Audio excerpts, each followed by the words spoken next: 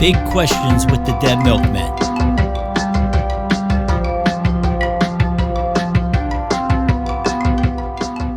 So what is the worst job you've ever had? Like what made it so bad, and could you have made it better? I didn't have to think too hard about this one for myself, but I have had quite a few bad jobs. When I got fired from Whole Foods in like 2008, it was perfect timing because we had just gotten hired to go do Fun Fest. It was like the first time we were playing together again. So that was kind of a weird serendipitous thing. But when we got back from that, I was like, I don't have a job.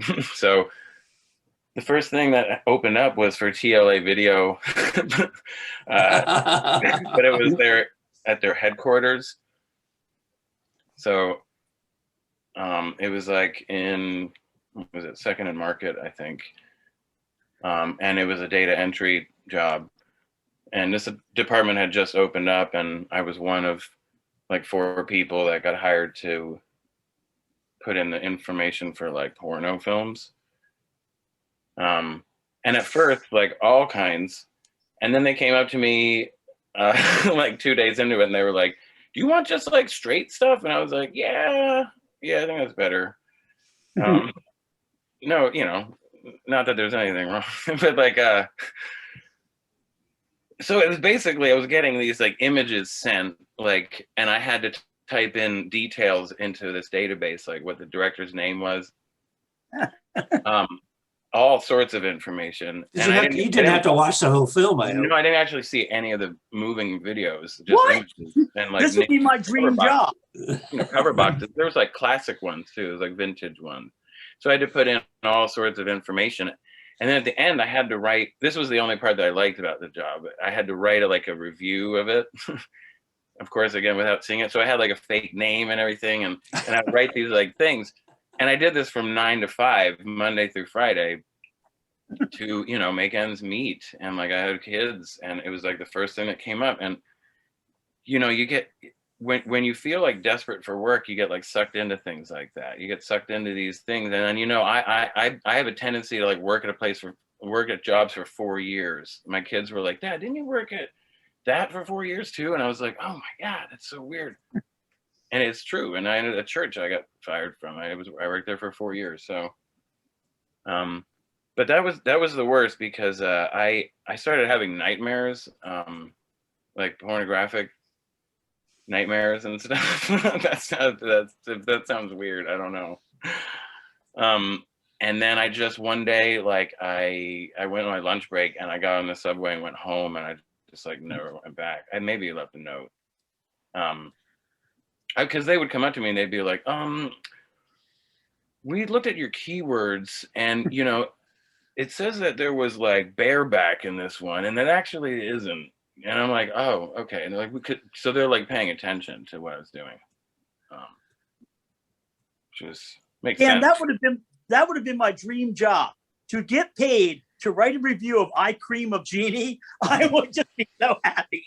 I would just be like, I'll tell you, I have a lot of friends in the adult film industry, and I'd have, I try not to play favorites, but yeah, it's so weird that somebody's like worst job could be somebody's dream job. Oh, I'm sure some people liked it. I for some reason, like I had like a mediocre like relationship to porn before that, and then after that I like hated it, and then I had like almost like a crazy like addiction, like craving for it for a while too, that I had to fight. It was awful. That was why it's the worst fucking job I ever had, because it has psychological effect on me. I mean, and you can look at it if you want, anybody, but for me, like I had to, it was like a bad, it caused something in me that like it harmed me in a way. So yeah. What could have made it better? Did you already say that? Me never even considering working there.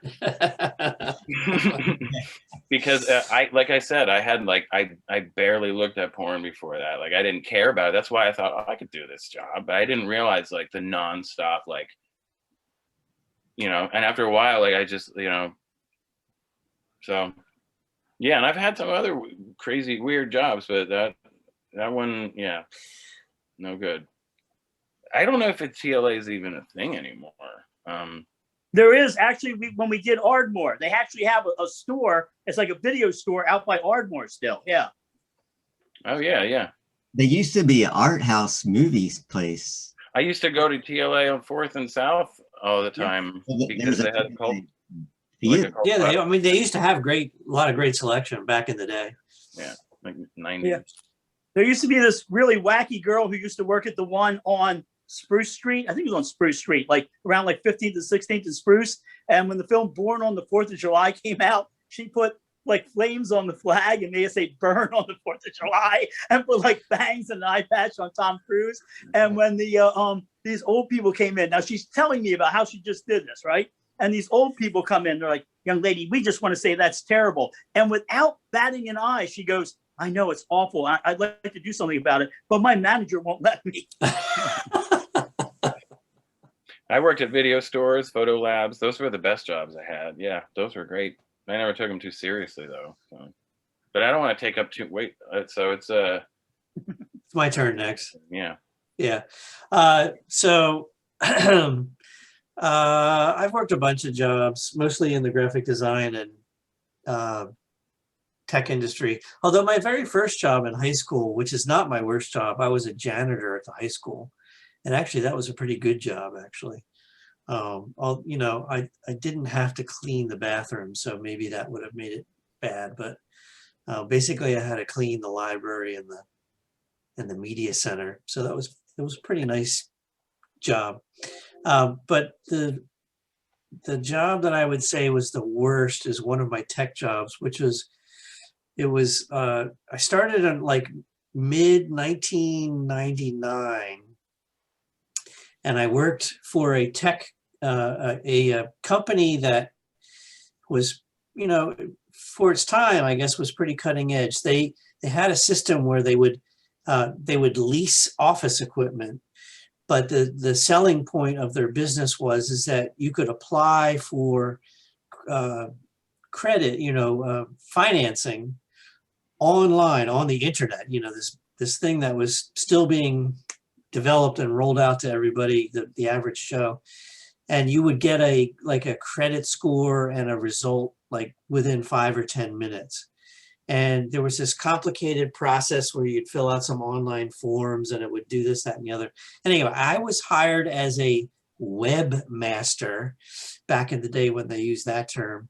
And I was, probably a little over my head, but, I held out okay. But the added difficulty is that, remember, this is like June or July of 1999 and the year 2000 is approaching. And do you remember when the sky was falling in the year 2000? Yeah. And it was like everybody was freaking out. And I was responsible for the web servers that this company ran on. And the web servers were running old mainframe computers, IBM mainframes with like the green screen terminals and stuff. And we used to get these like updates every week from IBM to update the systems. And of course, everybody's saying, oh, the year 2000 is coming. The year 2000 is coming. We got to fix this. We got to make sure it works. Everything's okay, whatever. And so that was a big high pressure thing. Now, one of the other factors in this job is that the CEO or the president, whoever had the corner office, was a complete asshole. He was one of those bullying, nasty CEOs who would just call the whole sales team into his office and scream and berate them for not doing a good job and this, that, and the other. How come this happened? We have a reputation, blah, blah. He was just like screaming and yelling at people.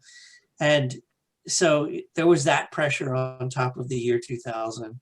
Anyway, I made it through the transition to January of 2000. But I think like a month or two later, I found a new job and moved on. So I was only there for about 6 months. That was probably my worst job.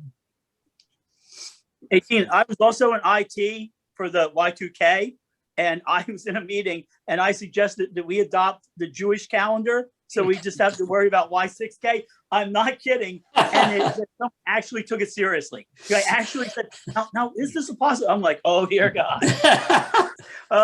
So yeah, my worst job, and actually I got to preface this with some stuff. I divide bad jobs between before I was a professional musician, which those bad jobs I can forget, and the bad jobs that came afterwards. Because afterwards, you've had a little bit of a life there. You know, you've had a little bit of a time of staying in hotels and life's a little bit easy, and then you get thrown to the wolves. So, and again, folks, these are going to be some first world problems I'm going to be bringing up. I am well aware that my worst job would have probably been a dream job for my grandfather or my father, who both worked manual labor in horrible factories. So I worked for a company, and this is in 1994, that did third-party software support for Fortune 300 companies. So this is pre-Windows 95. There's Windows 3.1. There's OS2 Warp. I don't know how familiar you guys are with that, but that was just god awful. But the first part of it was bad. Was we got a lot of crazies. We got crazies and desperate people. The crazies would call in, and again, these are Fortune 300 companies. These are real companies. And you get a guy, you start walking him through something, he goes, I'll tell you what, you tell your boss, Mr. Bill Gates, that I'm not going to take it anymore. And I'd be like, well, sir, we're not part of Microsoft. We're a separate. Oh, no, I know what's going on. You can't. This is like one of those guys that stormed the Capitol in a fuzzy hat. You know what I'm saying? Like, I know what's really going on. So that was bad. And then we get people who would call in, and they're like secretaries, and their boss told them that they had to learn Access and make a database before the end of the day, and they were fired. So that was rough. And I should have known.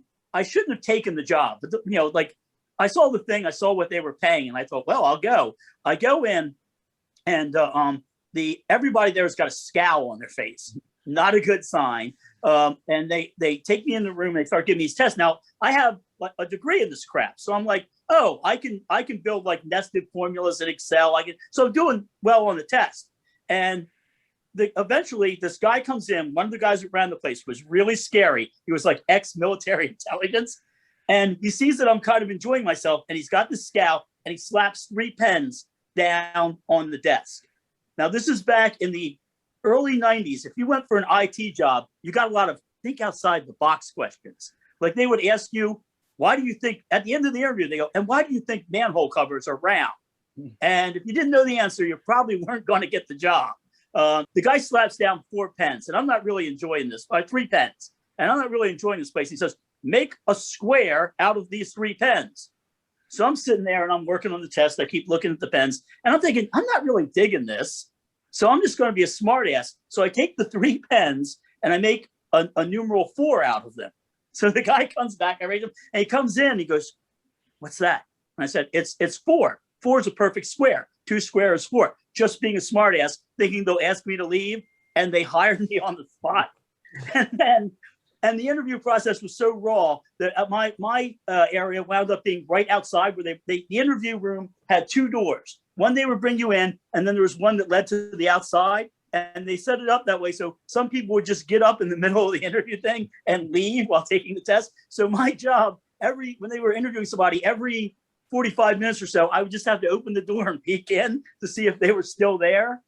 It was really a rough place. They gave us like 3 days a year vacation. If you were like a minute late, well, I'm never late, but if you were a minute late, you had to email the president of the company, the guy with the 3 pens, and tell him why you were late. If there was a fire alarm, you weren't allowed to get up and leave your desk during the fire alarm. So eventually we had one guy who had a little bit of a freak out. And when he left, he pulled a knife on one of the guys there, and then he rang the fire alarm. So that was a pretty tough place. Wow.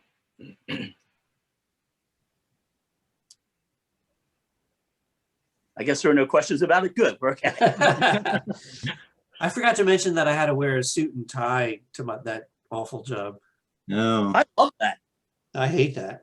No, I like wearing the tie. Well, I had to wear a uniform to my worst job. It was a bow tie and a maroon suit and the frilly shirt. Please have pictures. Please have pictures. I don't have any pictures. I wish I Damn. did. It was at a place called I think it was called Mickey Rooney's. Oh, Yes, the Motor Lodge in downtown. Yeah. Yes, I worked there for one summer. Rodney, you probably remember this.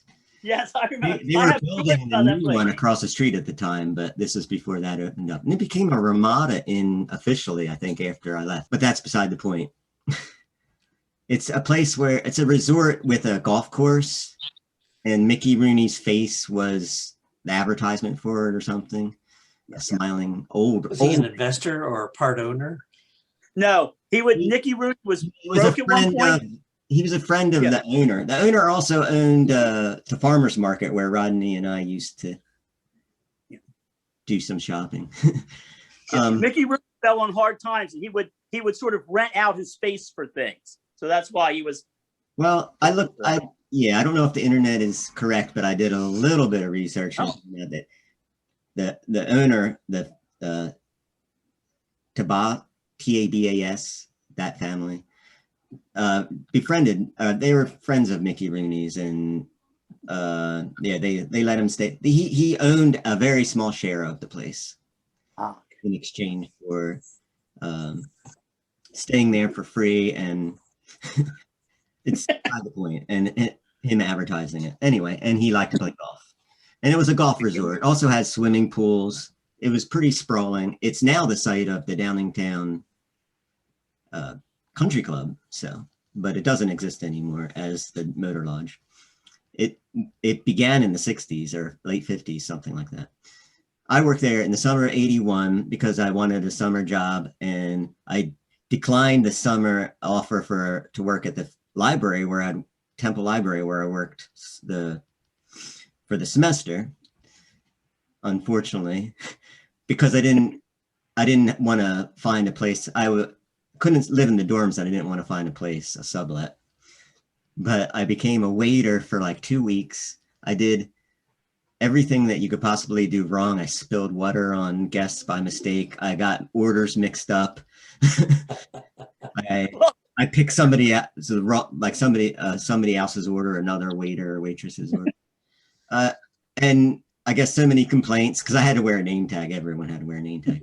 I got so many complaints, I got fired. But at the same time I got fired, the manager said, "I'll hire you as a busboy. We need busboys." And I said, "I'll take it." So I got a job as a busboy, which I liked a lot more. It was a less responsibility and the same place, same work. But I didn't really like that job. I'd still count it as one of my worst jobs. What made it bad was, I don't know, I didn't like the clientele, for one thing. I guess I don't even know how to explain them, really. It was I can say a few things, but I won't. A white tablecloth place, fancy, really pricey food. I don't know why people would want to go there, but they did. Because of the white tablecloths. It was kind of White tablecloth. They would put eye holes in the white tablecloth. surprisingly popular. They had 3 dining rooms. One of them, which is my least favorite, and I seem to get assigned to it a lot, had a small stage and a dance floor. So you had to navigate the dance floor, and couples actually danced, and they were older. I was 18. They had a lounge singer, not always the same one. Sometimes it was a woman, but usually it was a man, sang the standards that Frank Sinatra would sing or whatever, Dean Martin, and a piano player. And that was the entertainment. And you had to navigate to get to people's tables. You had to go through the dance floor, and you couldn't bus anybody's table if they were dancing. So you had to pay close attention to whether did they leave or are they who was at this table. You had to pay close attention to all that stuff. And I don't know, I didn't like it. I liked brunch much better. Sunday brunch, you got good tip outs. Oh, and you also I had to fight to get tipped out by the waiters and waitresses. And I wasn't a very aggressive person, so I often ended up with less than minimum wage because they only paid $2.25 or something an hour. And then if I got less than minimum wage, I got chewed out by the manager when it came time for pay because they had to make up by Pennsylvania state law the difference so that it became minimum wage, and minimum wage was 5 something back then, I think. I don't know. So they would say, you got to be more aggressive and get those tips or declare them. So. Hey, Joe? What? That lounge singer and piano player who were Hal and Andy, that's their name. Andy's my I don't cousin. remember a lot. Yeah, Andy, the lounge singer, my actual cousin. My cousin was the lounge singer there, for real. I wouldn't say anything bad about him. I would, he wasn't a bad singer. I thought the piano player did well, but I would just, as somebody who was wanting to be professional in music world, I thought this is the most dreadful thing that you could happen to anyone, singing the same songs night after night. And then we had to hear them. Yeah, we used to have bumper stickers that said, "Who are Hal and Andy?" Well, what could have made it better for me? Maybe if I applied for the busboy position, I didn't even know they had that position open right away. Or if I had more knowledge of what it was like to dine in a place like that, because I was only 18 and my idea of dining was then like the Woolworths lunch. A place like that by any means. And they didn't do it. They did barely any training for us. Oh. We've learned a lot tonight. Yes, we have.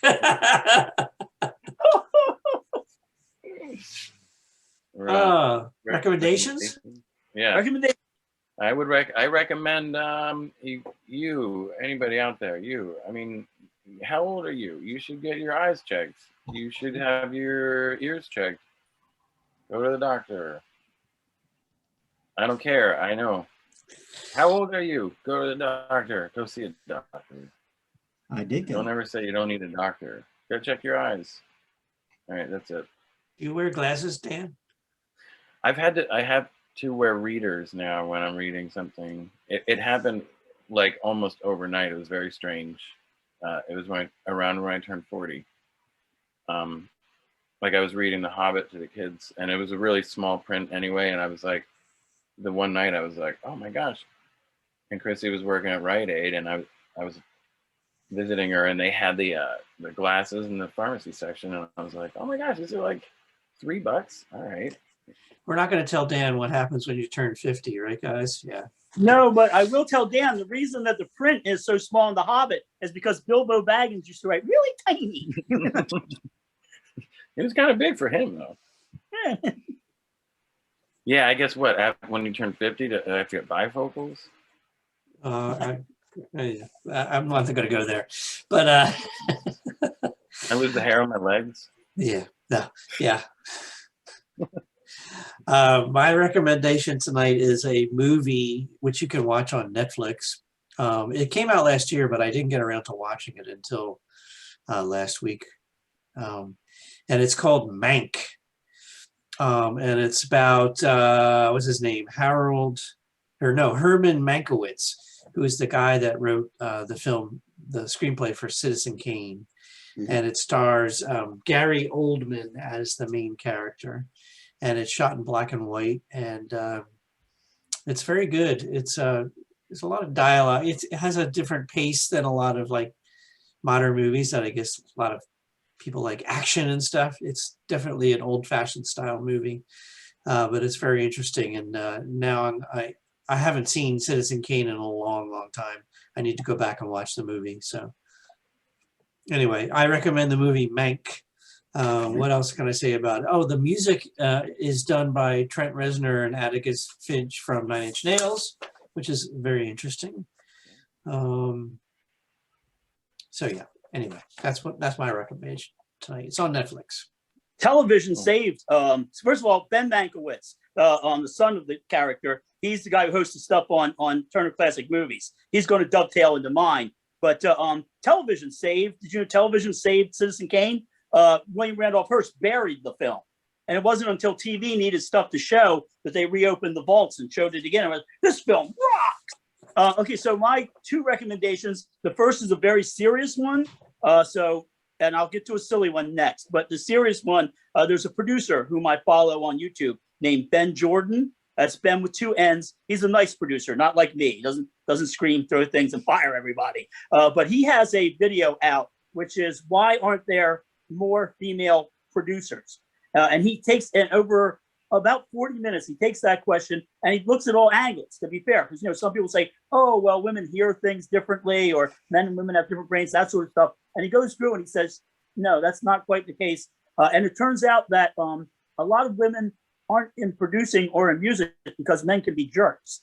A lot of men will tell great female guitarists, you know, here's a book of chords. You should try some of these. And he just goes through all the terrible things that have sort of happened. I heavily recommend you watch this. I felt guilty because when I was younger, somebody told me a story about this producer who told this young lady, like, hey, we're getting a little rustling from the track from your sweater. Can you take off the sweater? I thought that was funny.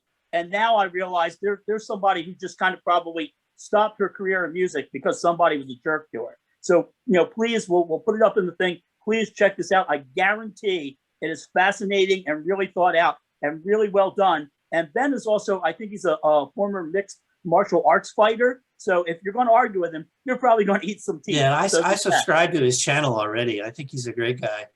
He is I think he does electronic music. I think his handle is Light Bulb.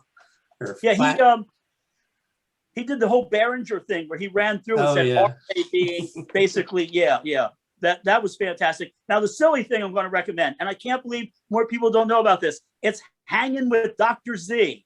It is a talk show, 15-minute talk show, hosted by Dr. Zayas from Planet of the Apes. It's Dana Gould, the comedian, as Dr. Zayas, and it's pretty much my cousin Andy's lounge act. Now that I think about it, it's Dr. Zayas is a sort of name-dropping, you know, TV host, almost from like the 60s or 70s. So he's like, yes, I was in a scrimshaw class with Joey Heatherton. It is absolutely the funniest damn thing that you will ever see. And the Ben Mankiewicz tie-in, if you go out and find it, at one point they showed Planet of the Apes on Turner Classic Movies, and Ben Mankiewicz had to sit through an interview with Dana Gould as Dr. Zayas, and he just keeps losing it throughout the whole thing. You know, he's talking about like Dr. Zayas is talking about Charlton Heston. He's like, Charlton's not what we call a quiet actor. So yes, I cannot recommend it enough. Please, Hanging with Dr. Z, and of course Ben Jordan's piece about why there aren't more female producers. Is your cousin Andy still singing? I don't know. You know how I am with my family. I'm not close to my family. In fact, I can't even name them all.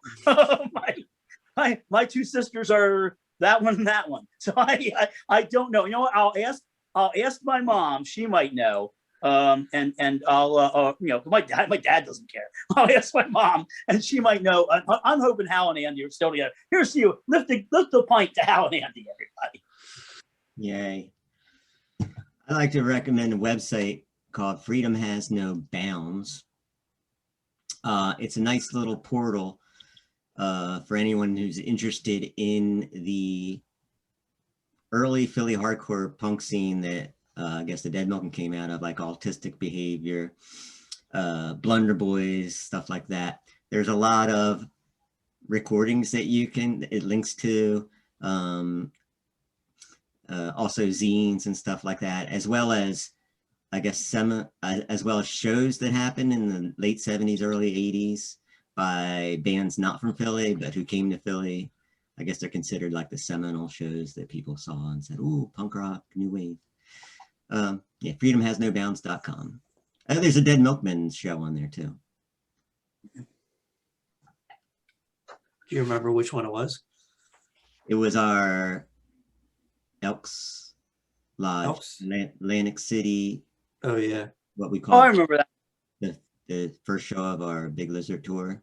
Yeah. But we really came back to Philly for a couple of days, and then we got an email, by the way, fan letter from Gorgamex. Gorgamex is the demon in charge of Rush Limbaugh in hell. So he writes to say he's a big fan, and he wants us to know that all day long, 24 hours a day, he makes Rush Limbaugh clean the toilets in hell. So there's a bad job. And he says after about 1,000 years, they might consider giving Rush a brush. So there you go. Thanks for the update.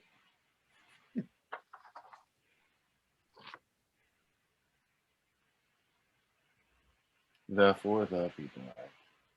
Hmm.